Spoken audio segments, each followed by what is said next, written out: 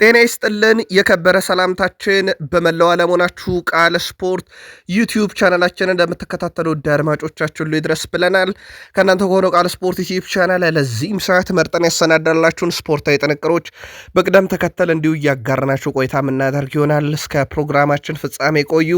ላይክ፣ ሰብስክራይብ፣ ሼር ማድረግ ዛሬም እንዳይረሳ ብለናል። ውድ ቤተሰቦቻችን በመረጃ ሰዓታችን ዛሬም ለእናንተ ውድ አድማጮቻችን የተወሰኑ የአገር ቤት ጉዳዮችን አስቀድመን የምናደርሳቸው ሆናል። በባህር ማዶ የመረጃ ሰዓታችን የሳምንቱ የመጨረሻ ቀን የሊግ ጨዋታዎች ይመለሳሉ። በሁሉም ሊጎች ዛሬ ጨዋታዎች ይደረጋሉ፣ እንመለከታለን። የአውሮፓ ምሽት በርከት ያሉ ጨዋታዎች ነበሩ፣ አንድ በአንድ እንመለከታቸዋለን እነኚህን ጨዋታዎች። ከዛ በዘለለ በአውሮፓ ታላላቅ ክለቦች ውድ ቤተሰቦቻችን ባርሴሎና በኩል ሰፊ የቡድን ዜና ይዘናል። በተለይ ሃንሲ ፍሊክ የሰጡትንም ጋዜጣዊ መግለጫ አካተናል። በሪያል ማድሪድን በኩል ተመሳሳይ መረጃዎችን በቡድን ዜና እናነሳለን። በስፔን፣ በጣሊያን፣ በጀርመን፣ በፈረንሳይ በአውሮፓ ታላላቅ ክለቦችና ከዋክብቶችም ዘንድ እንዲሁ መረጃዎች ተካተዋል። ተወዳጁ የእንግሊዝ ፕሪሚየር ሊግ የአውሮፓን እግር ኳስ ዘንድሮ በሁሉም መድረክ ነው የተቆጣጠረው፣ እንመለከተዋለን። ከዛ በዘለለ በፕሪሚየር ሊጉ ይባረራሉ ተብሎ ሲጠበቁ የነበሩ ሰው ትላንት ኮንትራታቸውን አራዝመዋል። በሲቲ የመረጃ ሰዓታችን በርከት ያሉ የቡድን ዜናዎችን እናነሳለን። አጥቂ ኤርሊንግ ብሮት ሃላንድ እና ከፕሪሚየር ሊጉ የሲቲ ቅጣት ጋር በተያዘ የሚወጡ መረጃዎች ቀጥለዋል። እኛም ማጣራታችንና ታማኝ የዜና ምንጮቻችንን ዋቢ አድርገን መረጃዎችን ዛሬ የሚይዘን መተናል። ተጨማሪ መረጃዎችን በቼልሲ የመረጃ ሰዓታችን በጣም የተሻሻለውን ተጫዋችና ቼልሲን ስለተመኘ አንድ ተጫዋች እናነሳለን። ቼልሲ ቤት የገጠማቸውን ቀውስ በምን አይነት መንገድ ያስተካክሉታል የሚለው ሲጠበቅ፣ ሮይኪን ስለ ቼልሲ ያነሳው ሀሳብ ደግሞ ዛሬ በትልቁ መነጋገሪያ ሆኗል። ሰፋ ያለ የቡድን ዜና ይዘናል። ከሊቨርፑልም ጋር በተያዘ ጨዋታ አላቸው በሳምንቱ መጨረሻ። ከዚህ ጋር በተያዘ ሰፊ የቡድን ዜና ይዘናል። እንዲሁ ለሊቨርፑልም ደጋፊዎች በቅደም ተከተል የምናደርሳቸው ይሆናል። በአርሰናል የመረጃ ሰዓታችን ቡካዮ ሳካ ከሲኤንሲ ስፖርት ጋር የነበረውን ቆይታ እንመለከተዋለን። ብዙ ሀሳቦችን አንስቷል። የቡድኑ ወሳኝና ቁልፍ ተጫዋቾች ዴክላን ራይስ፣ ቪክተር ዮኬሬሽ እናነሳለን። ከዚህ ውጭ አርሰናል ቤት የሚጠበቁ ትልልቅ ዝውውሮች አሉ። ተጨማሪ መረጃዎችን አግኝተናል። በተለይም አትሌቲክ ከአርሰናል ዝውውር ጋር በተያዘ ሰፊ መረጃ ይዞ ወጥቷል። በማንቸስተር ዩናይትድ በኩል በአንድ ጉዳይ ከሁሉም ቀዳሚ ሆኗል። በድጋሚ አስገራሚ ነው። ዩናይትድ በ15ኛው ሆኖ በጨረሰበት ዓመት ውስጥ ካሳካቸው ነገር ውስጥ አንዱ እንመለከታለን። ካሪክ ቡድኑን ከያዙ በኋላ ሽንፈት አልገጠማቸውም። ቀጣይ የቀሯቸው 5 ጨዋታ ላይ ከሜዳቸው ውጭ የሚያደርጉት እንመለከታለን። በቡድን ውስጥ በርካታ ለውጦች መጥተዋል። ከኮቢ ሜኖ፣ ሴላመንስ፣ ቤንያሚን ሼሽኮ፣ ዲያጎ ዳሎ ጋር በተያዘና እንዲሁ በማንቸስተር ዩናይትድ አጠቃላይ ዝውውር ጉዳይ ላይ ያገኘናቸው ተጨማሪ መረጃዎች አሉ። አብራችሁን ቆዩ። ላይክ፣ ሰብስክራይብ እና ሼር ማድረግ እንዳይረሳ። በሀሳብ መስጫ ሳጥናችን ላይም እንደ ሁልጊዜው ዛሬም ሀሳብ አስተያየታችሁን እያጋራችሁን እስከ ፕሮግራማችን ፍጻሜ ቆዩ። ለመልካም ምኞቶቻችሁ ሁሉ ከቃል ስፖርት ዩቲዩብ ቻናል አመስጋኞች ነን። በሀገር ቤት እንጀምር ውድ ቤተሰቦቻችን። ትላንትና 2 ጨዋታዎችን ቀነ ቀጠሮ ይዘን ነበር ለዛሬ። አንደኛው መርሃ ግብር መቻል ከመቀለ ሰባ እንደርታ ያደረጉት ጨዋታ ነበረ። ጨዋታው 0-0 በሆናቸው ውጤት ተጠናቀቀ። መቻል ነጥቡን ከ30 ወደ 31 አሳድጎ በጊዜን 6ኛ፣ መቀለ ሰባ እንደርታ ነጥቡን ከ21 ወደ 22 አሳድጎ 18ኛ ደረጃ ላይ እንደዚሁ ተቀምጠዋል። ሌላኛው መርሃ ግብር ኢትዮጵያ ቡና ነገሌ አርሲን 1-0 በሆነ ውጤት ድል ያደረገበት ነው። ራምኬል ጄምስ በፍጹም ቅጣት ምት 87ኛው ደቂቃ ላይ ነበር የኢትዮጵያ ቡናን አሸናፊ ያደረገች ግብ ማስቆጠር የቻለው። ኢትዮጵያ ቡና ነጥቡን አሁን 26 አድርሶ 9ኛ ነው። ነገሌ አርሲ መሪነቱን መቆናጠጥ የሚችልበት እድል አምልጦታል። በ36 ነጥብ ላይ እዛው 3ኛ ደረጃ ላይ እንዲቀመጥ ያስችሎታል። ትላንትና አዳማ ከተማ ከሸገር ከተማ 3-3 እንደዚሁም በወላይታ ዲቻ በኩል ድሬዳዋ ከተማን 2-0 ያሸነፈበት ጨዋታ እንዲሁ ካደረስናችሁ ጨዋታዎች ውስጥ ይጠቀሱ ነበር። ዛሬም የኢትዮጵያ ፕሪሚየር ሊግ ይቀጥላል። ውድ ቤተሰቦቻችን በኢትዮጵያ ፕሪሚየር ሊግ በኩል ዛሬ ከምንመለከታቸው ጨዋታዎች ምድረገነት ሽረ ከኢትዮጵያ ንግድ ባንክ እና እንደዚሁም ፋሲል ከነማ ከወልዋሎ ዓዲግራት ዩኒቨርሲቲ፣ አዳማ ሳይንስና ቴክኖሎጂ ዩኒቨርሲቲ ላይ ይካሄዳሉ። በሐዋሳ ዩኒቨርሲቲ ዛሬ 2 ጨዋታዎች ኢትዮ ኤሌክትሪክ ከሀዲያ ሆሳና እና እንደዚሁም ባህር ዳር ከተማ ከአርባ ምንጭ ከተማ ጋር የሚያደርጉ ይሆናል። ቤተሰቦቻችን ከቅዱስ ጊዮርጊስ ጋር በተያዘ ሰሞንኛ አደጋ ውስጥ መግባቱንና ክለቡ ደሞዝ መክፈል 4 ወር እንደተቸገረ ሊፈርስ የሚችልበት አጣብቂኝ ሁኔታ ውስጥ እንደገባ ሲነገር ነበረ። ሜድሮክ ኢትዮጵያም ክለቡን ለመርዳት ፈቃደኛ መሆኑን ገልጾ ነገር ግን ካስቀመጣቸው ቅድመ ሁኔታዎች አንደኛው ቀኑ ያለፈበት ቦርድ ስልጣን ያስረክብ እያለ ይገኛል። ከዛ በዘለለ በርካታ ቅድመ ሁኔታዎችን አስቀምጧል።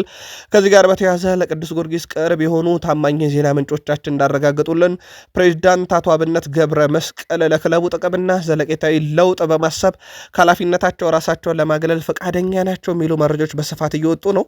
የቅዱስ ጊዮርጊስን ጉዳይ እየተከታተልን እናቀርባለን። በኢትዮጵያ እግር ኳስ ታሪክ ውስጥ ትልቁ ክለብ እንዲህ አይነት አደጋ ውስጥ መውደቁ ለሀገር ስፖርትም ጠቃሚ አይደለምና ለማንኛውም የቅዱስ ጊዮርጊስ እግር ኳስ ክለብ ፕሬዚዳንት ስልጣኔን በገዛ ፈቃድ ይለቃለሁ እያለ ነው። ሜድሮክ ኢትዮጵያ ክለቡ በዚህ አይነት መንገድ ውስጥ የሚያልፍ ከሆነ መልሶ የሚረዳ ከሆነ ክለቡ በብዙ መንገድ ወደ ነበረበት ሊመለስ ይችላል ተብሎ ይታሰባል። የቅዱስ ጊዮርጊስ ደጋፊዎች፣ የቃል ስፖርት ዩቲዩብ ቻናል ቤተሰቦቻችን በጉዳዩ ላይ እናንተስ ያላችሁ ምልከታ እንዴት ያለ ነው? በሀሳብ መስጫ ሳጥናችን ላይ ጻፉልን። ዛሬ በርከት ያሉ ጨዋታዎች በአውሮፓ ዙሪያ ይካሄዳሉ። በተለይም በተወዳጁ የእንግሊዝ ፕሪሚየር ሊግ አመሻሽ 5 ሰዓት ጀምሮ ጨዋታዎች ይደረጋሉ። ወልቭስ ካስቶን ቪላ ሞሊኒክስ ለሚደረግ ጨዋታ ነው። በጣሊያን ሴሬ ፓርማ ከካግላሪ ምሽት 4 ሰዓት ከ45 ደቂቃ፣ በጀርመን ቡንደስሊጋ ኦግስቦርግ ከኮሎኝ ምሽት 4 ሰዓት ከ30፣ በፍራንስ ሊጋ ስትራስቡርግ ከሌንስ ምሽት 4 ሰዓት፣ በስፔን ላ ሊጋ ሌቫንቴ ከአላቬዝ ምሽት 5 ሰዓት የሚያደርጓቸው ጨዋታዎች እንደዚሁ በትልቁ ይጠበቃሉ። ውድ ቤተሰቦቻችን በጨዋታዎቹ ዙሪያ ተጨማሪ መረጃዎችን እንዲሁ ከስር የምናደርሳችሁም ይሆናል። ትላንት በርከት ያሉ የኮንፈረንስ ሊግ እና የዩሮፕ ሊግ የጥሎ ማለፍ ጨዋታዎች ሲካሄዱ ነበረ። ኃላፊዎችና ወዳቂዎች እንደዚሁ የተለዩበት ነበረ። አንደኛው ኤዜድ አልካማር በጣም ወሳኝ የተባለ ድል ኖህ ላይ ያስመዝግቧል። 4-0 በሆነ ውጤት አሸንፏል። የመጀመሪያውን ዙር ጨዋታ 1-0 እየተመራ ነበረ ኤዜድ አልካማር። ትላንትና ዳላ 5ኛው ደቂቃ ላይ ሚጅናስ 39ኛውና 54ኛው እንደዚሁም ጄንስ 91ኛው ደቂቃ ላይ ያስቆጠሯቸው ግቦች 4-0 በድምር ውጤት 4-1 ኤዜድ አልካማር ድል እንዲያደርግ እንደዚሁ የረዳው ውጤት ሆኖ ተመዝግቧል። ፊዮረንቲና ትላንትና በተአምር አልፏል። ውድ ቤተሰቦቻችን ትላንትና ፊዮረንቲና በሜዳውና በደጋፊ ፊት በጃግሊዮና 4-2 ተሸንፎ ነበረ። አስቀድሞ 3-0 አሸንፎ ነበረና ያ ተደምሮለት 5-4 በድምር ውጤት አሸንፎ ፊዮረንቲና ለጥቂት ተርፎ አልፏል ማለት ይቻላል። ውድ ቤተሰቦቻችን ትላንት ጣሊያን ላይ በሜዳው ቢደረግም በጣም ፈታኝ የነበረ የፕሪሚየር ሊጉ ተወካይ ክለብ ክሪስታል ፓላስም ውጤት ቀልብሷል። ከሜዳ ውጭ 1-1 ነበረ ያጠናቀቀው። ትላንት ሴልኸርስት ፓርክ ላይ ዘሬንስኪ ሞንስታርን 2-0 በሆነ ውጤት ነው ድል ያደረገው። ግቦቹን ለክሪስታል ፓላስ ሎሬክስ 36ኛው ደቂቃና ጉሳንድ በጨዋታው መጠናቀቂያ 93ኛው ደቂቃ ላይ ያስቆጠሯቸው ግቦች ፓላስን በድምር ውጤት ድል አድርጎ 3-1 ማለት ነው ድል አድርጎ ወደ ቀጣዩ ዙር እንዲሁ እንዲያልፍ ያስቻለው ውጤት ሆኖ ትላንትና ተመዝግበዋል። ክሪስታል ፓላስ እንደ ቡድን ውድ ቤተሰቦቻችን በፕሪሚየር ሊግ 13ኛ ነው። በካራባኦ ካፕ በኳርተር ፋይናል ላይ የተሰናበተው 16 ጥሎ ማለፍ ገብቷል። ኮንፈረንስ ሊግ በኤፍኤ ካፕ ተሰናብቷል። ከ3ኛ ሳምንት ላይ በውድድር ዓመቱ ያው ጅማሮ ኮሚቴ ሺልድን አሳክቶ ነው የመጣው። ምናልባት አሁን ሊያሳካ የሚችለው ዋንጫ ኮንፈረንስ ሊግ ሊሆን ይችላል። የዚህ ቡድን ውስጥ በጣም አነጋጋሪ ተጫዋቾችን እናንሳ። ትላንትና ጄድ ካንቮን 110 ኳሶችን በትክክል አቀብሏል። ትላንትና ዜሌንስኪን ሞንስታርን ድል ባደረጉበት ጨዋታ ይሄ በነገራችን ላይ በአንድ ታዳጊ ተጫዋች በእንግሊዝ ፕሪሚየር ሊግ ታሪክ በአውሮፓ መድረክ ላይ የተመዘገበ በጣም ትልቁ ቁጥር ነው። በክሪስታል ፓላስ በኩል ትላንትና ይህ ወጣት ያስመለከተን። ውድ ቤተሰቦቻችን ዛሬ በሚወጣው የዕጣ ማውጣት ስነስርዓትም የ16 ጥሎ ማለፍ ተጋጣሚያቸውን እንዲሁ ሌሎችም ክለቦች የሚለዩ ይሆናል። ከፕሪሚየር ሊግ ተሳታፊ ከነበሩ ክለቦች ግን ክሪስታል ፓላስ ወደ 16 ውስጥ መግባቱን ያረጋገጠ ክለብ ሆነዋል። በኤሮፕ ሊግ እንዲሁ በርከት ያሉ ጨዋታዎች ሲደረጉ ነበር። ውድ ቤተሰቦቻችን ከስፔኑ ክለብ እንጀምር። ትናንትና ሴልታ ቪጎ ፓውክን 1-0 በሆነ ውጤት ድል አድርጓል። በድምር ውጤት 3-1 አሸንፎ ማለፍ ችሏል። ስዊድበርግ ነበረ ትናንትና 63ኛው ደቂቃ ላይ የሴልታ ቪጎን የሜዳ ጨዋታ ድል ማድረጊያ ግብ ያስቆጠረው። በድምር ውጤት 3-1 አሸንፎ ሴልቲክ እንዲሁ ወደ 16 ጥሎ ማለፍ ውስጥ መግባቱን አረጋግጧል። የጣሊያኑ ክለብ ቦሎኛ ብራን 1-0 በሆነ ውጤት አሸንፈዋል። ጆ ማሪዮ ነበረ 56ኛው ደቂቃ ላይ ቦሎኛን ብቸኛ ገቢ ያስቆጠረው። በድምር ውጤት ቦሎኛ 2-0 በሆነ ውጤት ድል አድርጎ እንዲሁ በኤሮፕ ሊግ 16 ጥሎ ማለፍ ውስጥ መግባቱን አረጋግጧል። ስቱትጋርት ትላንትና ከሜዳ ውጭ አስቀድሞ ባስመዘገበ ውጤት ምክንያት አልፏል።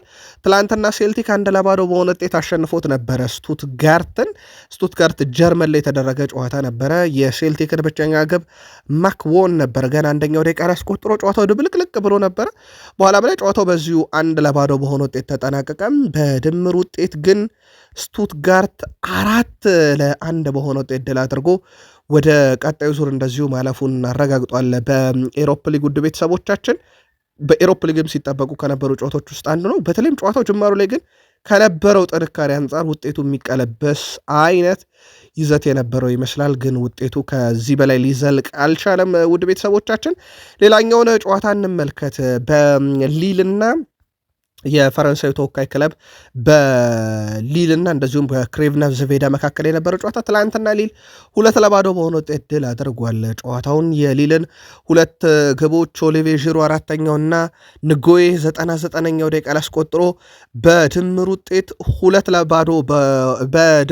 2-1 በሆነ ውጤት ሊል አሸንፎ እንደዚሁ 16 ጥሎ ማለፍ ውስጥ መግባቱን ያረጋገጠ ክለብ ሆኗል። ስለዚህ ውጤት ቀልብሷል ማለት ይቻላል ሊል ኦሊቬ ዢሩ ባለፉት 4 ጨዋታ 3ኛ ግቡ ነው። በነገራችን ላይ ውድ ቤተሰቦቻችን አሁን ተጫዋቹ የሚገኘው ዕድሜ 39 ዓመቱ ነው። በአውሮፓ መድረክ አሁንም ግብ እያስቆጠረ ነው።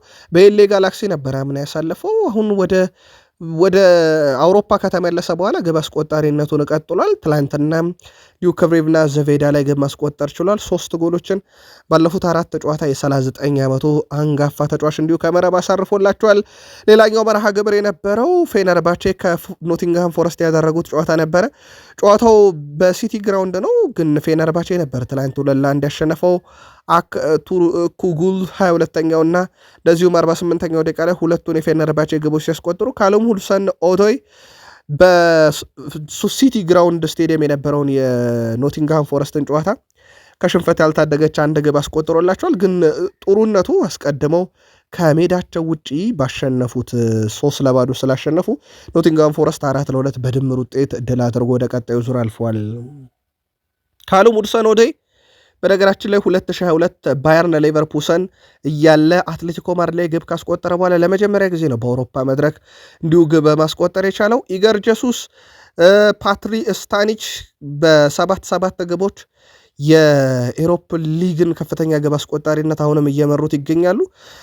በዛሬው ዕለት እንዲሁ የዕጣ ማውጣት ስነስርዓቱ ይደረግና ቀሪ የ16 ያለፉት ተደምረው ማለት ነው በጥሎ ማለፍ ቀሪዎቹ አስቀድመው ከ1 እስከ 8 ወጥተው ስላለፉ ማለት ነው። ያው ተመሳይ ነው ፎርማቱ ከአውሮፓ ሻምፒዮንስ ሊግ ጋር። በዛ መሰረት ዛሬ የዕጣ ማውጣት ስነስርዓቱም እንደዚሁ የኤሮፕ ሊግ የሚካሄድ ይሆናል። ቃል ስፖርት ዩቲዩብ ቻናላችንም የአውሮፓ ሻምፒዮንስ ሊግ፣ የኤሮፕ ሊግ እና እንደዚሁም የኮንፈረንስ ሊግ የ16 ጥሎ ማለፍ የዕጣ ማውጣት ስነስርዓትን ለእናንተ ውድ አድማጮቻችን እንዲሁም እናደርሳችሁ ይሆናል። የአውሮፓ ሻምፒዮንስ ሊግ የሳምንቱ ምርጥ 11ኞች ይፋ ተደርገዋል። ግብ ጠባቂ ያኖ ብላክ ተመርጧል። በተከላካይ ክፍል ማክኒ ከዩቬንቱስ ግራውን፣ ቀኙን ዛፓ ኮስታ ከአታላንታ፣ የመሃል ተከላካይ ታፕሶባ ከባየር ሌቨርኩሰን እና እንደዚሁም ብሩቱፍ ከቦዶ ጌልሜት ተመርጠዋል። የ6 ቁጥር ቦታውን ቶናሊ ከኒውካስል ዩናይትድ እና ቹዋሜኒ ከሪያል ማድሪድ፣ ግራ የፊት መስመር አጥቂ ሂዩዝ ከቦዶ ጌልሜት እንዲሁም ክቫራትስኬሊያን በቀኝ ከፓሪስ ሰን ዠርሜን፣ 2 ቁጥሮች ሶሎሮስ ከአትሌቲኮ ማድሪድ እና ቪክተር ኦሴሜን ከጋላታሳራይ ተመርጠዋል። በሳምንቱ በጣም አስደናቂ ጊዜን ከክለቦቻቸው ጋር ያሳለፉ በሚል በአውሮፓ ሻምፒዮንስ ሊግ እንዲሁ ምርጥ 11 ውስጥ የተመረጡ ናቸው። ውድ ቤተሰቦቻችን ከአውሮፓ ሻምፒዮንስ ሊግ ጋር በተያዘ ዕጣ ማውጣት ስነስርዓቱ ዛሬ በትልቁ እየተጠበቀ ነው። ይህንንም እንዲሁ በቃል ስፖርት ዩቲዩብ ቻናላችን ላይ የምታገኙት ይሆናል። ትላንት ከነበሩ ጨዋታ ውጤቶች ጋር በተያዘ ተጨማሪ እናደርሳችሁ። ትላንትና በብራዚል ሊግ ኔይማር ጁኒየር ደምቆ አምሽቷል። ትላንትና ኔይማር ጁኒየር ቫስኮ ዳጋማን ባሸነፈው የሳንቶስ ቡድን ውስጥ 2-1 ሲያሸንፉ 25ኛውና 61ኛው ደቂቃ ላይ ግብ አስቆጠረላቸው። ለቫስኮ ዳጋማ ባሪዎስ ነበረ ብቸኛዋን ግብ ያስቆጠረው። ከዛ ተጫዋቹ ደስታ አገላለጹ ኔይማር ጁኒየርን ያሰበ ነበረ፣ ልክ ቪኒሺየስ ጁኒየርን ያሰበ ነበር። የኔይማር ጁኒየር ከጨዋታው በኋላ ባለፈው ሳምንት ላይ በጣም ደካማው ተጫዋች እኔ እንደሆንኩ ሲነገር ነበር፣ ነበር። አሁን ደግሞ ጠንካራው ተጫዋች እኔ እንደሆንኩ እየተነገረ ነው 2 ግቦችን ስላስቆጠርኩኝ። ስለዚህ በቀጣይ ጨዋታ ሌሎች 2 ግቦችን ሲያስቆጠር ደግሞ በቀጣይ ይህ ለዓለም ዋንጫ ይገባል ትሉኛላችሁ እያለ ነው። እግር ኳስ እንደዚህ ነው፣ አንዴ ምርጥ ትሆናለህ፣ አንዴ ደግሞ ደካማ ትሆናለህ ብሏል ኔይማር ጁኒየር። በቀጣይ በተለይም ብራዚል ከፈረንሳይና ከክሮሺያ ጋር የምታደርጋቸው የአቋም መፈተሻ ጨዋታዎች ተጫዋቹን ሊያመልጡት ይችላሉ ተብሎ በስፋት መረጃዎች እየወጡ ነበረ። ከዚህ ጋር በተያያዘ እንግዲህ የመጨረሻውን የካርሎ አንቸሎቲ ጥሪ እንመለከተዋለን። ተጫዋቹ ግን እግር ኳስ እንደዚህ ነው፣ አንዴ ምርጥ አንዴ መጥፎ ትሆናለህ ብሏል። ትላንትና የሳንቶስን 2ቱንም የማሸነፊያ ግቦች ካስቆጠረ በኋላ በመካከለኛው ምስራቅም የደረጃ ሰንጠረዡ ላይ ለውጥ ያመጣ ውጤት ተመዝግቧል። በሳውዲ አረቢያ ሊግ አል አህሊ ከአል ሪያድ ጋር ያደረጉትን ጨዋታ 1-0 በሆነ ውጤት ድል አድርጓል። በጨዋታው ላይ የአል ሪያድ ተጫዋች ነው በራሱ መረብ ላይ 75ኛው ደቂቃ ላይ ግብ ማስቆጠር የቻለው ሚላን ቡርሃን አል አህሊ ማሸነፉን ተከትሎ በጊዜያዊነት የሳውዲ ፕሮ ሊግን ከአልናስር ተረክቧል። አልናስር ነገ ነው ጨዋታውን የሚያደርገው። ስለዚህ አልናስር ነገ ተጫውቶ ውጤቱ እስኪታወቅ ድረስ አል አህሊ በ59 ነጥቦች ይመራል። አል ሪያድ 16 ነጥብ ነው፣ መውረዱ አይቀርም። አል አህሊ ቀጣይ ሳምንት አርብ ከአል ኢታድ ጋር ደግሞ ሌላ በጣም ወሳኝ ጨዋታ ይጠብቀዋል። ለማንኛውም የክርስቲያኖ ሮናልዶ ቡድን አልናስር ያው እንዳልኳቸው ቀሪ ጨዋታውን ነገ ስለሚያደርግ ውጤቱ ከታወቀ በኋላ የደረጃ ሰንጠረዡን መልሶ መቆናጠጥ ይችላል። አል አህሊ ቀድሞ በመጫወቱ ምክንያት ነው የሳውዲ ፕሮ ሊግን በጊዜያዊነት ደረጃውን የተረከበው። ወደ አውሮፓ እንመለስ። አጫጭር መረጃዎችን እናንሳ። በባርሴሎና በኩል ፕሬዚዳንታዊ ምርጫው እንግዲህ እጮች ድምፅ ቅስቀሳ ላይ ናቸው። ሞንዶ ዲፖርቲቮ ባሰባሰበው ድምፅ መሰረት ማን ቀጣዩ ባርሴሎና ፕሬዚዳንት እንዲሆን ትሻላችሁ ብሎ ከባርሴሎና ደጋፊዎች ድምፅ አሰባስቧል። ሁዋን ላፖርታ 58.66 በመቶ ድምፅ በማግኘት አሁንም ቀጣዩ ፕሬዚዳንታችን የሆኑ እያሉ ነው ባርሴሎናዎች። ቪክቶር ፎንቴ 20 በመቶ ድርሻውን ወስዷል። ከዛ ውጭ ስማቸው ብዙም ያልገዘፈ ግን ተወዳዳሪዎች እነ ማርክ ሲሪያ፣ እነ ዣቪ ቫልሆኔ፣ እነ አንዲ ሲድ የመሳሰሉ እጮች እንዳሉ ይታወቃል። ነገር ግን ውድ ቤተሰቦቻችን በዚህ ሰዓት ላይ ሁዋን ላፖርታ እና ቪክተር ፎንቴን ያክል ተመራጭ ሰዎች የሉም። እናም በምርጫ ደረጃ ሁዋን ላፖርታ በሞንዶ ዲፖርቲቭ ባሰባሰበው ድምፅ መሰረት እንዲሁ ቀዳሚ መሆን ችለዋል። ከባርሴሎና ጋር በተያያዘ ፕሬዚዳንታዊ ምርጫ በቀጥታ ተጽዕኖ የሚያሳድርባቸው ቦታዎች አሉ። በተለይም ከዝውውር ጋር በተያያዘ ለአብነት ያክል ሁዋን ላፖርታ ከፕሬዚዳንታዊ ምርጫውን ካሸነፉ ያው ራሽፈርድ በቡድን የመቆየት እድሉ ይጨምራል። ከዛ ውጭ እየተመለከቷቸው ካሉ ተጫዋቾች ለአብነት ያክል እንደ ፓሪሰን ጀርሜን አስደናቂ ተጫዋች ብራድሊ ባርኮላም ያለ ተጫዋች ለማስኮብለል የሚደረገው ጥረት ከፍ ሊል ይችላል። በነገራችን ላይ ሌኪፕ ለዝውውሩ ከ70 ሚሊዮን ዩሮ በላይ ባርሴሎና ሊያስፈልገው ይችላል የሚል መረጃን ይዞ ወጥቷል። ከባርሴሎና ጋር በተያያዘ በጣም አስገራሚ መረጃ እንንገራችሁ ውድ ቤተሰቦቻችን። ላማሲያ ውስጥ አዲስ ሰው ተገኝቷል። ገና 12 ዓመቱ ነው። ፎዴ ዲያሎ ይባላል። ይህ 12 ዓመት ታዳጊ በላማሲያ በአንድ ሲዝን በርካታ ግቦችን በታሪክ ያስቆጠረ ተጫዋች ሆኗል። ከዚህ በፊት እና አንሶ ፋቴና ላሚን ያማል ነበሩ ይህን በርካታ ግብ የማስቆጠር ክብረ ወሰን የያዙት። አሁን ይህ ተጫዋች ታዲያ ውድ ቤተሰቦቻችን ሃይ ስኩል እንኳን ሳይገባ ይሄን ያደረገ የመጀመሪያው ተጫዋች መሆን ችሏል። እናም በላማሲያ ሪከርድ ቡክ ላይ ስሙን ማስመዝገብ ችሏል። ቀጣዩ ላሚን ያማል ተገኝቷል እየተባለ ነው። ከላማሲያ በጣም አስደናቂ ተጫዋችም ነው ተብሏል። በተጫዋቹ በኩል ተጨማሪ መረጃዎችን እናጣራለን። ሃንሲ ፍሊክ 100ኛ ጨዋታቸውን መርተዋል በባርሴሎና አሰልጣኝነታቸው። እሳቸው ምናልባት በአሰልጣኝነት እዚህ ደረጃ ላይ ይገኛለሁ ብዬ አላሰብኩም ነበረ። የአሰልጣኝነት ሂደቴ በጣም አስገርሞኛል። ባርሴሎናን ማሰልጠን ግን ህልሜ ነበረ ብለዋል። ትላንትና በባርሳ ቲቪ በነበራቸው ቆይታ ላይ ሌላ ያነሱት ነጥብ ከሰሞኑ ከማርች 4 የሚጠበቀው ጨዋታ ጋር በተያዘ የአትሌቲኮ ማድሪዱ የካምፕኑ የመልስ ጨዋታ ጋር በተያዘ በእግር ኳስ የማይቻል ነገር የለም፣ እንሞክራለን ሁሉንም ነገር ብለዋል። በተለይም የአትሌቲኮ ማድሪድን ውጤት በመቀለበስ ደረጃ ለዚህ ብቁና ዝግጁ ተጫዋቾች አሉኝ ብለዋል። ከግብ ጠባቂ እስከ አጥቂ ዝግጁ ነን ብለዋል። ዘንድሮ ግብ ጠባቂያቸው በጣም ጥሩ ነው። ሁዋን ጋርሻ 10ኛ ክሊንሺቱ ላይ እንደደረሰ ይታወቃል። በአጥቂ ደረጃ አንድ አጥቂ ላይ ጥገኛ አይደለም። ላሚን ያማል፣ ራፊኒያም፣ ራሽፈርድም፣ ፌራን ቶሬስ፣ ሌዋንዶስኪም ሁሉም ግብ አስቆጣሪ ናቸው። ቡድኔ ለዛ ጥራት አለው እያሉ ነው። ውጤት ለመቀልበስ ማርች 4 ጨዋታው በካምፕኑ እንደሚደረግ ይታወቃል። ምናልባት ባርሴሎና ቤት ስለነበርን ሁለቱን የቀድሞ ሰዎች እናንሳ፣ ፔፕ ጋርዲዮላ እና ሊዮኔል አንድሬስ ሜሲን። ሊዮኔል ሜሲ ሁልጊዜም ከጋርዲዮላ በባርሴሎና ህይወት ማረሳቸው ነገሮች ነበሩ ብሏል። ባርሴሎናን በሚያሰልጠን ሰዓት ጋርዲዮላ ሁልጊዜም ለእኛ አንድ ነገር ይነግረን ነበረ። ይሄም ክለቦች ላይ እንድናከብር ክለቦችን ለሌላ ተነሳሽነት እንዳንዳረግ ይመክረን ነበር ብሏል። ለአብነት ያክል በአንድ ወቅት ጋርዲዮላ ቡድኑን እየመራ ገና በ20ኛው ደቂቃ ላይ 4-0 በሆነ ውጤት ተጋጣሚያችንን እየመራን ነበረ። ጋርዲዮላ ግን ጠርቶ ለተጋጣሚ ክብር ስጡ፣ በዚህ ምክንያት ተጋጣሚን ላልሆነ ነገር እንዳዳርጉ ይልቁንስ ተጋጣሚን አክብራችሁ ጨዋታዎቹን ቀጥሉ ብሎ ለተጋጣሚ ክብር እንድንሰጥ ያደረገን ነበር። ያ ደግሞ ተጋጣሚ ቡድን ተነሳሽነት ውስጥ እንዳይገባ ያደርጋል ብሏል። ምክንያቱም ለተጋጣሚ ክብር ባላሳየ ቁጥር ተጋጣሚ ያንን ኮምፐንሴት ለማድረግ የሚያደርጉት ጥረት ግብ ሊያስቆጥሩብ ይችላሉና በዛ ምክንያት ጋርዲዮላ አንደኛው የሚከተለው ስትራቴጂ ለተጋጣሚ ክብር እንድንሰጥ ነበር። በባርሴሎና እሱን ሕይወት አረሰውም ነበር ብሏል። ቪኒሺየስ ጁኒየርን የተመለከተ መረጃ እናንሳ። በማድሪድ በኩል ተጫዋቹ በነገራችን ላይ 6ኛው በአውሮፓ ሻምፒየንስ ሊግ በርካታ ግብ ለሪያል ማድሪድ ያስቆጠረ ተጫዋች ነው። 32 ደርሷል። ከሱ በላይ ያሉት ፑሽካስ 35፣ አልፌሬዶ ዲ ስቴፋኖ 49፣ ራውል 66፣ ኬሪም ቤንዜማ 78፣ ያው የማይደፈረው የክርስቲያኖ ሮናልዶ በጣም ሩቁ ሪካርድ አለ 105። የቪኒሺየስ ጁኒየር 6ኛ ደረጃ ላይ ተገኝቷል። እንደ አጠቃላይ በርካታ የግብ አስተዋጽኦን በማበርከት ደግሞ በአውሮፓ ሻምፒየንስ ሊግ በተለይም ባለፉት 6 ዓመታት ውስጥ ቪኒሺየስ ጁኒየርን የሚስተካከል የለም። 22 የግብ አስተዋጽኦ አለው በአውሮፓ ምሽት። ከሪም ቤንዜማ፣ ኬሊያን ምባፔ፣ ኤርሊንግ ብራውት ሃላንድ ይከተሉታል። በዚህ ረገድም በጣም ትልቅ የሚባል ቁጥር አለው። በጣም አስገራሚ መረጃ ግን ከቪኒሺየስ ጁኒየር ጋር በተያዘ የቤኔፊካው ተጫዋች ኦታሜንዲ አርጀንቲናዊ ነው። ክሪስቲያንም አርጀንቲናዊ ነው። የኦታሜንዲ ወንድም ትላንትና በማህበራዊ ትስስር ገጹ ላይ የቪኒሺየስ ጁኒየርን አንገት በላይ አስቀርቶ ሌላውን የዝንጀሮ ምስል አድርጎ የሪያል ማድሪድን መለያ አልብሶ ሲያጫውተው በማህበራዊ ትስስር ገጹ ላይ ምስል ለቆ ነበረ። በጣም አሳፋሪ ድርጊት ነው እውነት ለመናገር የተደረገው ነገር። በዚህ ጉዳይ ላይ ምን ይደረጋል የሚለው ይጠበቃል። ግን ወዲያው ከማህበራዊ ትስስር ገጹ ላይ ማጥፋቱን ተመልክተናል። ከስፔን አልወጣንም። የሪያል ሶሴዳድ ሽግግር በጣም አስገራሚ ነው። በስፔን ላሊጋ ሪያል ሶሴዳድ በአሰልጣኝ ማታራዞ ስር ከወደቀ በኋላ ክለቡ ወይም በሳቸው ስር ከገባ በኋላ በጣም አስደናቂ ጉዞ ላይ ይገኛሉ። ውድ ቤተሰቦቻችን ድል በድል ሆኗል ቡድኑ። አንድ ሽንፈት ብቻ ነው የገጠመው። በነገራችን ላይ በጨዋታ ደረጃ በሪያል ማድሪድ 4-1 የተሸነፉት ጨዋታ ብቻ ነው። ከዛ ውጪ ከሪያል ሶሴዳድ ጋር በተያዘ 1-2 ጨዋታቸው ወጥቷል። ቀሪ 4 ጨዋታዎችን በድል ተወጥቷል። ባለፉት ወደ 7 የሚጠጉ ጨዋታዎች ማለት ነው።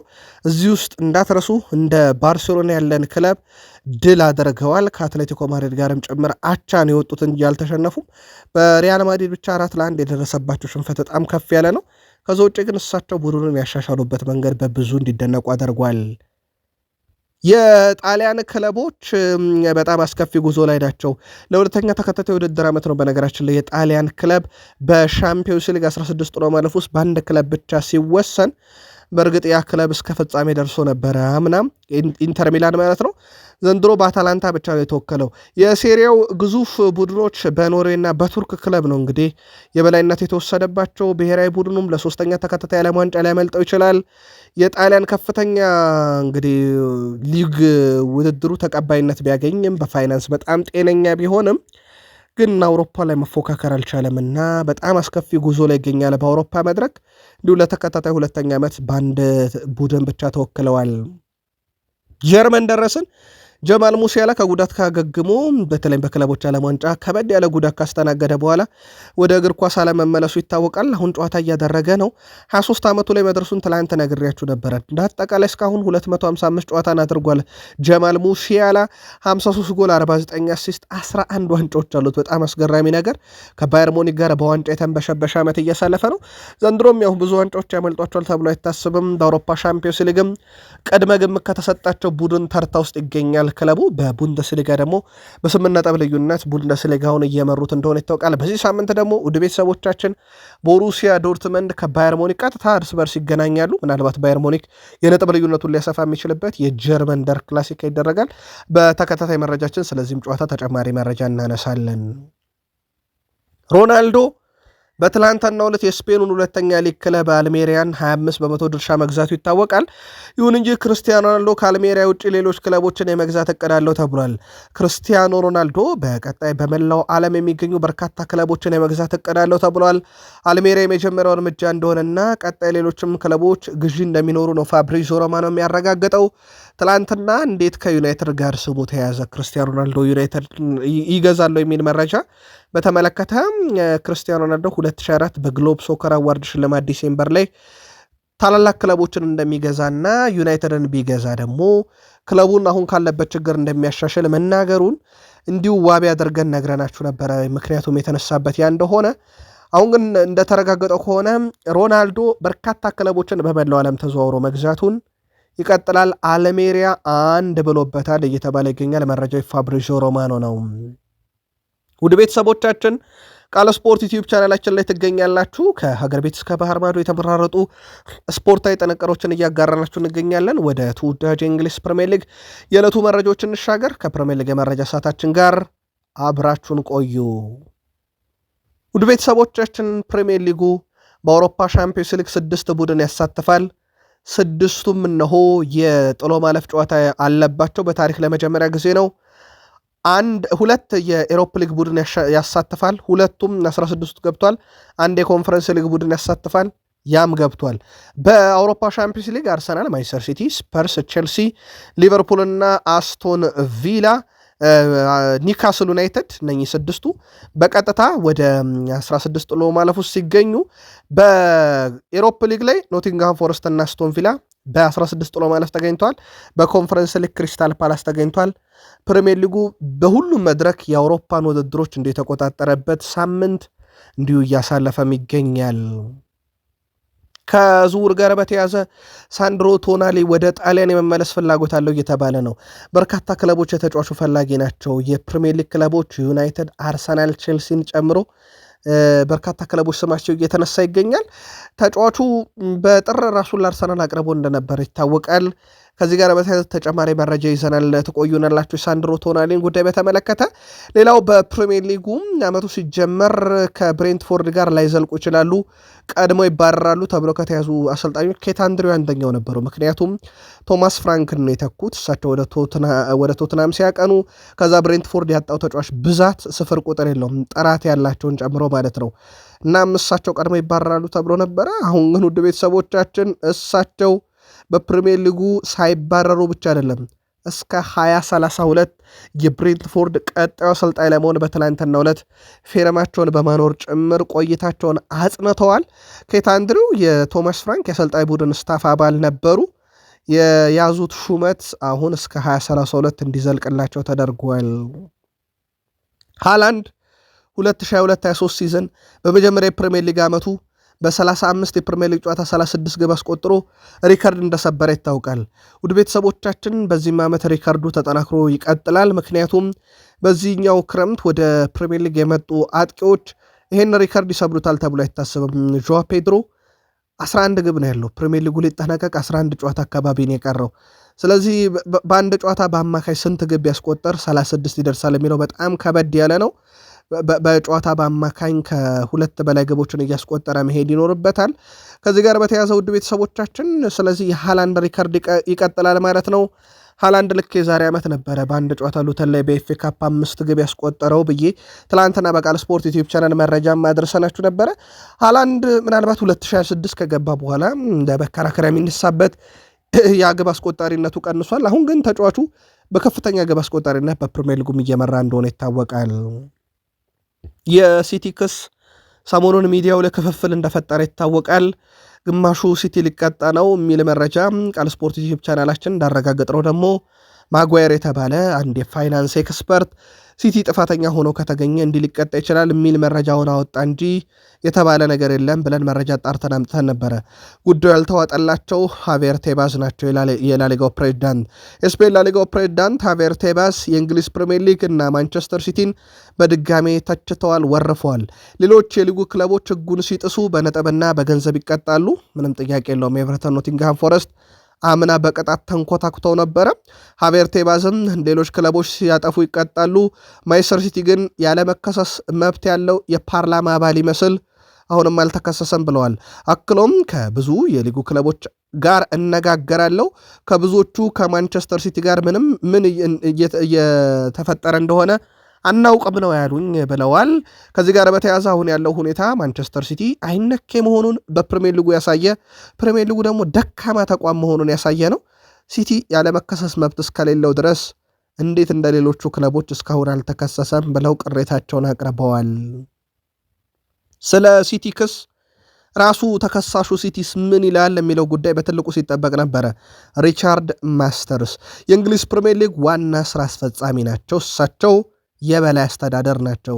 ከሰሞኑ የእንግሊዝ ፕሪሚየር ሊግን በተለየ መንገድ በማሌዥያ ለማስተላለፍ ስራ ላይ እንዳሉ ይታወቃል።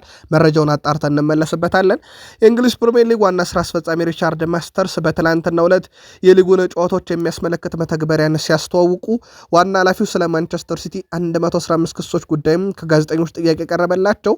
ኃላፊው በምላሻቸው አስተያየት መስጠት አልችልም፣ ለ3 ዓመታት ዝም ጭጭ ብያለው፣ አሁንም አላወራም ብለዋል እሳቸው። አክሎም ነገር ግን የፍትህ ስርዓቱ ስኬታማና ፈጣን እንዲሆን እንደሚፈልጉ ገልጸው ሲቲ ላይ የተጀመረው ክስ በፍጥነት እንዲጠናቀቅ ምኞቴ ነው ብለዋል። ከምኞት የዘለለ ነገር አልተናገሩም። እንዳልኳችሁ ነው፣ ፕሪሚየር ሊጉ ሲቲን ይቀጠዋል። ግን ፕሪሚየር ሊጉ እንደ ፕሪሚየር ሊግ ብራንዱን በማይጎዳ መልኩ ሲቲን ይቀጠዋል ተብሎ ይታሰባል። ምናልባት ሲዝኑ 0-0 ብሎ ሁሉም ክለቦች ሲጀምሩ የሲቲ የነጥብ ቅጣት ይጀመርና ሲቲ ያንን ኮምፐንሴት የማድረግ ዕዳ ውስጥ ሊገባ ይችላል አመቱን ሙሉ። ያ ደግሞ ለሲቲ ሊያዋጣው ይችላል። ምክንያቱም አውቆት የተቀጣውን ነጥብ መጫወት ለሲቲ በብዙ ስለሚያዋጣው። ሪቻርድ ማስተርስ እስካሁን አላወራውም፣ አሁንም ስለ ሲቲ ቅጣት አላወራም ብለዋል። አሁን ያለው መረጃ ይህ ነው። ቃል ስፖርት ዩቲዩብ ቻናላችንም በዩቲዩብ ገጻችን በተከታታይ የመረጃ ሰዓት ለእናንተ ውድ አድማጮቻችን ይህንኑ መረጃ እያጣራን ከስር የምናደርሳችሁ ይሆናል። የሲቲ ደጋፊዎች ግን በዩቲዩብ ገጻችን የምትገኙ ስለ ጉዳዩ ምላሻችሁን ምልከታችሁን አጋሩን። ባለፈው የውድድር ዘመን ሮበርት ሳንቼዝ በቼልሲ መለያ የሰራቸው በርከት ካሉ ስህተቶች ውስጥ 5ቱ ግብ ሆኖ ነበረ። በነገራችን ላይ በዚህ ውድድር ዓመት አንድም ወደ ግብ ያመራ ስህተት አልሰራም። አሰልጣኙ ማሬስካ ነበሩ እስከ ተወሰነ የውድድር ዓመት ጊዜ። አሁን ደግሞ በሊያም ሮዛኔር ስር ገብቷል። ተጫዋቹ ብቃቱ በዛው ፎርም ስር ቀጥሏል። የቡድኑ ቁጥር አንድነቱ አልተነካበትም። ግን አምና የነበረው ብቃት ለቼልሲ ደጋፊዎች ከተጋጣሚ ቡድን እኩል የራሳቸው ግብ ጠባቂ ያሳቅቃቸው ነበረ። አሁን ያተቀይሯል በሮቤርት ሳንቼዝ ስር። ቡድኑ በቀጣይ የአውሮፓ ሻምፒዮንስ ሊግ ተጋጣሚውንም እንዲሁ ያውቃል። ከዚህ ጋር በተያያዘ በነገራችን ላይ በጥሎ ማለፉ ማንን መቅጠም ትፈልጋላችሁ ተብለው የፓሪስ ሰን ዠርሜን ሰዎች እየተጠየቁ ነበር። ያው ከቼልሲ ጋር ደርሷቸው ሂሳብ ማወራረድ እንደሚፈልጉ ሲናገሩ ነበር። የፒኤስጂው ተጫዋች ፋቢያን ሩይዝም ቼልሲን መርጧል። አሰልጣኝ ሉዊስ ኤንሪኬም ቼልሲን መርጠዋል። ከቼልሲ ጋር በተያዘ በነገራችን ላይ በኤሮፕ ሊግ ተጋጣሚያቸው ወይ ኒውካስል ነው ወይ ፓሪስ ሰን ዠርሜን ነው። ዛሬ በሚወጣው ድልድል ይለያል። ቼልሲ ትላንትና በእግር ኳስ ታሪኩ አደገኛውን ኪሳራ ማስመዝገቡን፣ በእግር ኳስ ታሪክ ደግሞ ሁለተኛውን ከባርሴሎና ውድቀት ካመጣው የፋይናንስ ውድቀት ካመጣው ኪሳራ በኋላ ሁለተኛውን ኪሳራ እንደከሰረ ነግሬያችሁ ነበረ። ከዚህ ጋር በተያያዘም በርከት ያሉ የስፖርቱ ዓለም ሰዎች ሲቲ የቀረበበትን ይሄንን የፋይናንስ ቀውስ እንዴት ያስተካክለዋል ከሚል ጉዳይ ጋር በተያያዘ ክለቡ አሁንም በይፋ ጥብቅ ክትትል ስር እንደሚገኝ ገልጸው የተቀመጡትን ደንቦች አክብሮ ካልተገኘም በስምምነቱ መሰረት ተጨማሪ ገንዘብ ቅጣት ይጣልበታል። ሆኖም ቼልሲ በዝውውር ገበያው ላይ ትርፋማ የውድድር ዘመንን ማሳለፉን በመጥቀስ አሁን ባለው ስምምነት መሰረት ተጨማሪ ቅጣቶችን ለማስቀረት የሚያስችሉ ዝውውሮችንም በቀጣይ ይፈጽማል ተብሏል። ስለዚህ ኮከቦችን ይሸጣል። ምን ያህል ኮከቦችን ይሸጣል የሚለው ይጠበቃል። አምና በርካታ ኮከቦችን እንዳመጣ ይታወቃል። በክረምት ለአብነት ያክል ዦዋ ፔድሮ፣ በነገራችን ላይ ዦዋ ፔድሮን ካነሳን በአውሮፓ ከፍተኛ 5 ሊጎች ውስጥ በመጨረሻዎቹ 6 ጨዋታ በሃሪኬን ብቻ ነው በከፍተኛ ሬቲንግ የሚበለጠው። ሁለተኛው ሰው ነው በአውሮፓ 5 ታላላቅ ሊጎች። እንዲህ አይነት ዝውውሮችን ፈጽሞ ነበር። በተቃራኒው በዚህ ክረምት ደግሞ የተወሰኑትን ይለቃሉ ተብሎ ይታሰባል። ያንን ኪሳራ ለማወራረድ የቼልሲ ደጋፊዎች በቃል ስፖርት ዩቲዩብ ቻናል የምትገኙ መልከታችሁን ላኩልን። አንድ የቼልሲ ተጫዋች ቀይ ይመለከታል እያለ ነው ሮይ ኪን። በጣም ፈገግ የሚያስብል ሀሳብ ይመስላል። በተንታኝነት እያገለገሉ የሚገኙ የቀድሞ ተጫዋቾች በአርሰናልና በቼልሲ መካከል እሁድ ስለሚጠበቀው ፍልሚያ ሀሳባቸውን አጋርቷል። ለአብነት ያክል ሮይ ኪን ስለ ጨዋታው ሲገምት አንድ የቼልሲ ተጫዋች በአርሰናል ጨዋታ አንድ የማይረባ ነገር ሰርቶ ቀይ ካርድ ይመለከታል ብዬ ብገምት ይሻለኛል ብሏል። ጨዋታውን አርሰናል ያሸንፋል፣ ቼልሲ ያሸንፋል ከሚሉ ዝግብ በፊት ቼልሲ አንድ ተጫዋች ቀይ ካርድ ያልብል ይቀለኛል ብሏል። የፖል ስኮልስን ሀሳብ ትላንት አድርሳችሁ ነበረ። ከቼልሲ በኩል ጨዋታው 0-0 ይጠናቀቃል አሊያም ቼልሲ ጨዋታውን ሊያሸንፍ ይችላል ብሎ ነበረ። በተቃራኒው ጋሪ ኔቭል እና ኢያን ራይት ደግሞ ቅድመ ግምታቸውን ለአርሰናል ሰጥተው እንደነበረ ይታወቃል። በቃል ስፖርት ዩቲዩብ ቻናላችን ተከታታይ መረጃ ሰዓት በጉዳዩ ላይ ለእናንተ ውድ አድማጮቻችን መረጃዎች እንዲሁም እናደርሳችኋል። ከሊቨርፑል ጋር በተያዘ ውድ የሊቨርፑል ደጋፊዎች በርካታ የመረጃ ምንጮችን ለማጣራት ጥረት አድርገን ነበረ። ከሊቨርፑል ጋር በተያዘ በእርግጥ ለሊቨርፑል ደጋፊዎች ትላንትና ማለትም ፌብራሪ 26 ሐሙስ ምሽት በርከት ያሉ መረጃዎችን በዩቲዩብ ገጻችን አጋርተን ነበረ። ከሊቨርፑል ጋር በተያዘ አሁን እጃችን ላይ ከደረሱ መረጃዎች ውስጥ አንደኛው ትላንትና በነበረ ልምምር ላይ ፍሎሪያን ቬርዝ አልተመለከትነውም። ከዚህ ጋር በተያዘ በርከት ያሉ ታዳጊ ተጫዋቾች ግን በልምምር ላይ ተሳትፈዋል። በሊቨርፑል በኩል እነ አማራ ናሎ ትላንትና ልምምድ ሰርተዋል። እነ ኬረን ሞሪሰን ከዋናው ቡድን ጋር በርካታ ታዳጊዎች ልምምድ ሰርተዋል። ከዚህ ጋር በተያዘ ውድ ቤተሰቦቻችን የሊቨርፑሉ አለቃ አሰልጣኝ አርኔ ስሎት ከጥቂት ሰዓታት በኋላ ጋዜጣዊ መግለጫ ይሰጣሉ። ያ ጋዜጣዊ መግለጫ ለእኛ ዜና በምናቀርብበት ቅርብ ሰዓት ላይ የሚደረግ ጋዜጣዊ መግለጫ ስለሆነ ለሊቨርፑል ደጋፊዎች በርከት ያለ መረጃ ይገኝበታል ብለን እናስባለን። ከዛ በዘለ ግን ለሊቨርፑል ደጋፊዎች ተጨማሪ መረጃዎችን ፌብራሪ 26 ሐሙስ ምሽት በቃል ስፖርት ዩቲዩብ ቻናላችን ላይ የሊቨርፑል የመረጃ ሰዓት ተጨማሪ መረጃዎችን አካተንላችኋል። አርሰናል ደረሰን። ቡካዮ ሳካ ከሲኤንሲ ስፖርት ጋር ቆይታ ነበረው። ለእኔ ከዚህ የተሻለ ቦታ የትም የለም ብሏል። በኤምሬትስ መጫወት ለእኔ ምርጡ ቦታ ነው ብሏል። ክለቡን አጥብቄ ወዳለውኝ እናም በዚህ ክለብ ውስጥ እንደገና መጫወት እንደገና በደጋፊዎች የምታመነው ምርጡ ሰው መሆን እፈልጋለሁ ብሏል። በእርግጠኝነት ዘንድሮ ለብዙ ነገር እየታገል እንደሆነ ሁሉም ሰው ያውቃል። እናም በመቱ መጨረሻ ላይ የሆነ ነገር እናሳካለን። በዛ በምናሳካው ነገር ውስጥ ደግሞ የራሴን ታሪክና የራሴን አሻራ ማሳረፍ ፈልጋለሁ። እናም በቡድን ውስጥ ረጅም ዓመታትን መቆየት ፈልጋለሁ ብሏል። በቅርቡ ኮንትራቱ እንዳደሰ ይታወቃል። ቡካዮ ሳካ አስደናቂ ቡድን አለን እና ለእያንዳንዱ ዋንጫ እየተፋለመን ነው። ስለዚህ ሁሉም ሰው ለቡድኑ 100% አቅሙንም መስጠት አለበት። እኔም ያንኑ ሳደርግ ቀጥላለሁ ብሏል። በቡድን ውስጥ ትልልቅ ጥራቶች አሉ፣ ምንም ጥያቄ የለውም። ለአብነት ያክል ዴክላን ራይስ እናንሳው። የእንግሊዝ ፕሪሚየር ሊግ ተጫዋች ሆኖ በአውሮፓ መድረክና በአጠቃላይ በውስጥ ሊጎች በርካታ ትልልቅ የሚባሉ የግብ ዕድሎች ብቻ ሳይሆን በጣም ጥራት ያላቸው ትልቅ የግብ ዕድሎችን በመፍጠር ዴክላን ራይስ አሁንም በ21 ይመራል። የሲቲው ሪያን ሼርኪ በ20 ይከተለዋል። ብሩኖ ፈርናንዴዝ 18 አለው። ሳላ 16 አለው። የርሚ ፒኖ ከፓላስ 16፣ ኤንዞ ፈርናንዴስ ከቼልሲ 16፣ ኮዲ ጋክፖ ከሊቨርፑል እንደዚሁም ፔድሮ ኔቶ ከቼልሲ 15፣ ጀሬሜ ዶኩ ጉዳት ላይ ነው ያለው። በዚህ ሳምንት ይመለሳል አይመለስም? የጋርዲዮላን ጋዜጣዊ መግለጫ እየጠበቀ ነው። ለሲቲ ደጋፊዎች በተደጋጋሚ ስለመጣለን ነው። 14 የግብ ዕድሎችን ፈጥሯል። እንደዚሁም ሃርቬ ባርነስ 14 የግብ ዕድሎችን ፈጥሯል። የዴክላን ራይስን ያክል ግን ጥራት ያለው በጣም ከፍተኛ የግብ ዕድል በሁሉም መድረክ በአውሮፓም ሻምፒዮንስ ሊግ ጨምሮ በሁሉም መድረክ የሱን ያክል የፈጠረ የለም።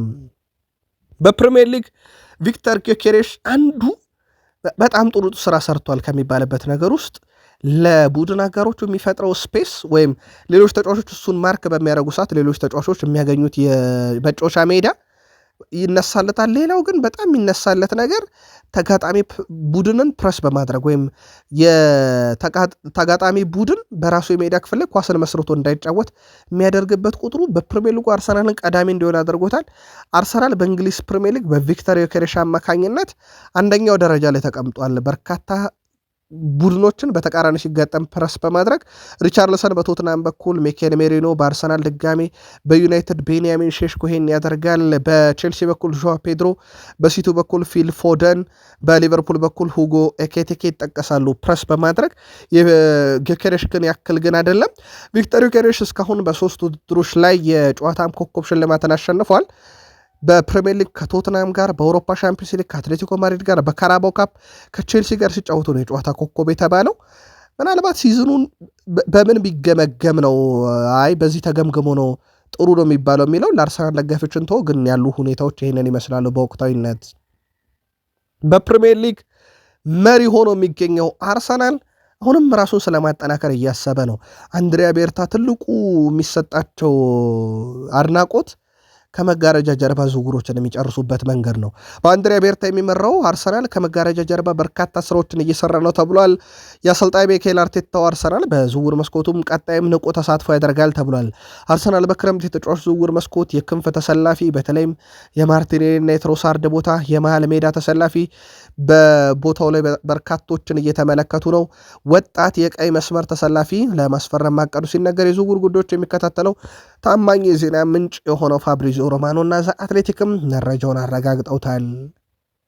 ከዚሁ ጋር በተያያዘ አንዳንድ መረጃዎችን እናጥራ። ለአብነት ያክል የኤሲ ሚላኑ ስፖርቲንግ ዳይሬክተር ኢግሊታሬ በክረምት የዝውውር መስኮት እቅዳቸው አንደኛው ከአርሰናል ጋብሪኤል ሱስን ማስፈረም ነው። በነገራችን ላይ ይህ ዝውውር ለአርሰናል በእጅ አዙር ሊጠቅመው ይችላል። አርሰናል ከጋብሪኤል ጄሱስ ከዚህ በኋላ መፍትሄ ይሆነኛል ብሎ አያስብም። ደጋፊውም ሚኬል አርቴታ የሚያስባል ተብሎ አይጠበቅም። ከተጫዋቹ ጉዳት ጋር ታሪክ ጋር በተያዘና ፕሪሚየር ሊጉ ከሚፈልገው ጥራት ጋር በተያዘ ምናልባት የራፋኤል ሌኦ ስም እየተያዘ ስለሆነ ከአርሰናል ጋር እንደ ጥሩ አማራጭ ሊሆን ይችላል። ሌላው በሪያል ማድሪድ ጋር ስሙ የሚያያዘው ጋብሪኤል ማጋሌሽንም በተመለከተ በአርሰናል በኩል ተጫዋቹን የመሸጥ ምንም አይነት ፍላጎት የለም። በየትኛውም ገንዘብ ተጫዋቹን ይሸጡታል ተብሎ አይጠበቅም። ከሳንድሮ ቶናሊ ጋር በተያዘ በጥር በወኪሉ በኩል ራሱን ለአርሰናል አቅርቦ ነበረ። አርሰናል ይህንን ዝውውር ቀጣይ ክረምት ላይ ዳግም ያጤንበታል ተብሎ ይጠበቃል። እንዳልኳችሁ በአማካይ ክፍል ላይ ተጫዋች ስለሚፈልግ የአርሰናል የዝውውር ጉዳዮች በርከት ያሉ ናቸው። በቀጣይ መረጃ እየተከታተልን በቃል ስፖርት ዩቲዩብ ቻናላችን ለአርሰናል ደጋፊዎች እንዲሁም እናደርሳችሁም ይሆናል።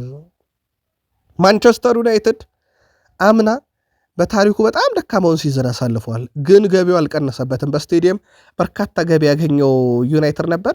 ዓለም አቀፍ ብራንድም ያለው ክለብ መሆን ጥቅሙ እንደዛ አሽቆልቁሎ እንኳን ገቢው አልቀነሰበትም። ዩናይትድን አንድም የአውሮፓን ትኬት ሳይቆርጥ ከዋክብቶችን አስፈርሞ ዘንድሮ እጅ ባፍ የሚያስጭን ብቃት እያሳዩ ይገኛሉ።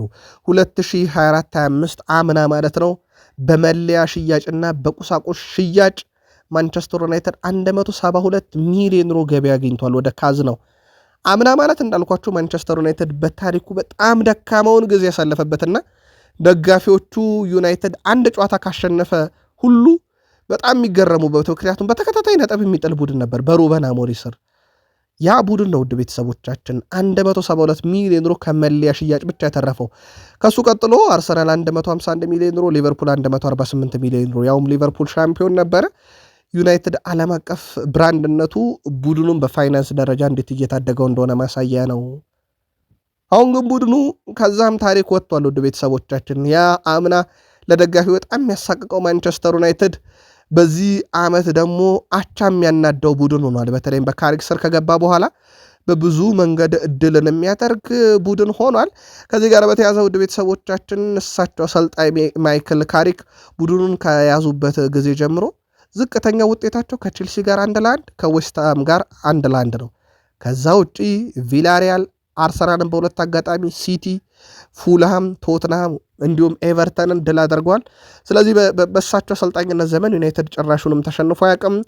ቀጣይ የማንቸስተር ዩናይትድን የፕሪሚየር ሊግ የአውሮፓን ትኬት መቁረጫ ጨዋታ ከተቀሩት ውስጥ ማለት ነው ከሜዳ ውጭ የሚጓዘው በ5 ስቴዲየሞች ነው። ኒካስል፣ ሴንት ጄምስ ፓርክ ስቴዲየም፣ በርንማውዝ ቪታሊቲ፣ ስታምፎርድ ብሪጅ ቼልሲን፣ ስቴዲየም ኦፍ ላይት ላይ ሰንደርላንድን እንዲሁም አሜክስ ላይ ብራይተንን ይገጥማል። እነኚህ ጨዋታዎች በትክክል ዩናይትድን የአውሮፓን ትኬት መቁረጫ ነጥብ ሊሆኑ ይችላሉ። ኮቢ ማይኖም ልክ እንደ ቡድኑ እፎይታን አግኝቷል በካሪክ ስር። ኮቢ ማይኖ በነገራችን ላይ በካሪክ ስር 540 ደቂቃ ነበረ ዩናይትድ የተጫወተው፣ ያንን ሙሉ ተጫውቷል በካሪክ ስር። ይሄ ለተጫዋቹ ምን ያህል መነሳሻ እንደሚሆንና ቀጣይ ዓለም ዋንጫ ዋስትና እንደሚሰጠው ነው። በነገራችን ላይ ኮቢ ማይኖ ካሪክ ከመምጣቱ በፊት በነበረው አጠቃላይ ጨዋታ የተጫወተው የደቂቃ ብዛት 380 ነበረ በሩበን አሞሪም። አሁን በካሪክ ስር ግን ምንም ያመለጠው ጨዋታ የለምና 540 ድል ላይ ደርሷል። የዩናይትድ ደጋፊዎች እንዲሰለፍላቸው በብዙ የተወቱት ተጫዋችም ሜዳ ላይ በጣም ጥሩ ብቃቱን አሳይቶ መሰለፉ ልክ እንደሆነም እንዲሁ ያረጋገጠበት ነበረ። ሴላመንስ ማኑኤል ኑየርን እያየ እንዳደገና ያ ሁለገብ ብቃት ለማሳየቱ ምክንያት እንደሆነ ተናግሯል። በሁለገብ ብቃት ትልቅ ማደንቀው ሰው እሱን ነበረ ብሏል። በሱ ብቃት ውስጥ ደካማ ጎን ነው የሚባል ነገር የለም፣ ያኔን ረድቶኛል ብሏል። በዩናይትድ ከሰሞኑ በተለይም የአየር ላይ ኳሶችን ያሸነፈበት መንገድ መነጋገሪያ ነበረ። ሌላኛው የቡድኑ በጣም አነጋጋሪ የወቅቱ ተጫዋች ቤንያሚን ሼሽኮ ከኤቨርተኑ ጨዋታ በፊት አንድ ድርጊት አድርጎ ነበር ተብሏል። ይሄም በማንቸስተር ዩናይትድ አልነበረም ተብሏል። ወደ ዱባይ አቀንቶ ነበረ። በእርግጥ ያን ሰዓት ዩናይትድ ለ13 ቀን ያክል ረፍት ነበረው። በዛ ሰዓት ዱባይ አቀንቶ በሞቃታማ ከተማ ላይ ፈጣን ሩጫዎችን ሲያደርግ ነበረ። ያቺ ሩጫው ደግሞ አትረሳም። ከራሱ የሜዳ ክፍል ከ35.35 ኪሎ ሜትር በሰዓት በላይ ሮጦ ግብ እንዳስቆጠረ ይታወቃልና ዱባይ በዛ ሞቃት ውስጥ ልምምድ ሲያደርግ ራሱንም ሲያሻሽል ነበር ተብሏል። ከዚህ ጋር በተያዘ ዲያጎ ዳሎ ሼሽኮ ድንቅ አስተሳሰብ ያለው ተጫዋች ነው። ተቀይሮ ከገባ በኋላ ሜዳ ውስጥ ምላሽ የሚሰጥበት መንገድ ለእኛም ያስደንቀናል ብሏል። እሱ አሁንም ገና ወጣት ነው፣ እናም በደንብ መስራት ይጠበቅበታል። እንደ እርሱ አይነት ተጫዋቾች ለዩናይትድ በደንብ ያስፈልጋሉ ብለዋል። ላመንስን በተመለከተ ድንቅ ግብ ጠባቂ ነው፣ ግን ብዙም አላስገረመኝም ብሏል። ወደ ዩናይትድ ሲመጣ ስለሱ ብዙ መረጃ ነበረን፣ ያንን ነው እያሳየ የሚገኘው ብሏል። በነገራችን ላይ ወደ ፕሪሚየር ሊግ ሲመጣ በአንትዋርፕ ከ170 በላይ ኳሶችን በአመት ውስጥ አድኖ የመጣ ግብ ጠባቂ እንደነበረ ይታወቃልና ብዙ አላስደነቀንም ብሏል ዲያጎ ዳሎ። ምክንያቱም ሲመጣ የምናውቀው ነበር፣ ያ የምናውቀውን ብቃት ነው በዩናይትድ እያሳየ የሚገኘው ብሏል። ከዛ በዘለለ ውድ ቤተሰቦቻችን በማንቸስተር ዩናይትድ በኩል የሌሳንድሮ ማርቲኔስ ኮንትራት በ2027 ይጠናቀቃል።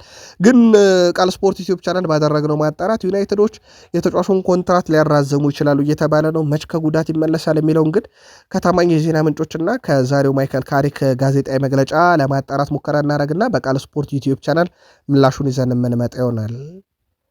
ከዩናይትድ ዝውውር ጋር በተያዘ እየወጡ ያሉ መረጃዎችን እናጥራቸው። አንደኛው ኢልማነ ነዴ ነው። ስሙ ከዩናይትድ ጋር እየተያዘ ነው። ቤን ጃኮብስም ዩናይትዶች በሩመር ደረጃ መረጃው እንዳለው ሰምቶ አረጋግጧል። እሱም ግን ንዴ በቀላሉ ላይገኝ ይችላል ብሏል ከዋጋ አንጻር።